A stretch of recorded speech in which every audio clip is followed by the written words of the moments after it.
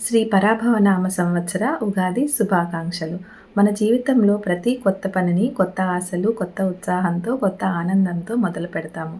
అలాంటి కొత్త ప్రారంభానికి సంకేతమే మన ఉగాది పండుగ.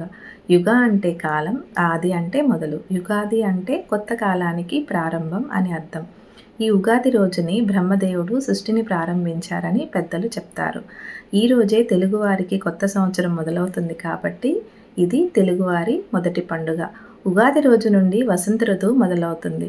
అందువల్ల ప్రకృతి అంతా పచ్చదనంతో కళకళలాడుతూ ఆహ్లాదకరంగా ఉంటుంది. ఉగాది పండుగలో అత్యంత ముఖ్యమైనది ఉగాది పచ్చడి. తీపి, పులుపు, ఉప్పు, కారం, చేదు, వగరు అనే 6 రుచులు కలిగిన ఉగాది పచ్చడి మన జీవితంలో ఎదురయ్యే కష్టసుఖాలు, లాభనష్టాలు వంటి 6 రకాల అనుభవాలను సమానంగా స్వీకరించాలని తెలియజేస్తుంది. ఈరోజు చేయవలసిన మరొక ముఖ్యమైన పని పంచాంగ శ్రవణం. ఈ సంవత్సరంలో గ్రహాల ప్రభావం ఎలా ఉంటుందో, ఏమేమి జరగబోతున్నాయో పండితులు చెప్పే పంచాంగం విని ఆ సంవత్సరంలో తీసుకోవాల్సిన ముఖ్యమైన నిర్ణయాలు తీసుకుంటారు.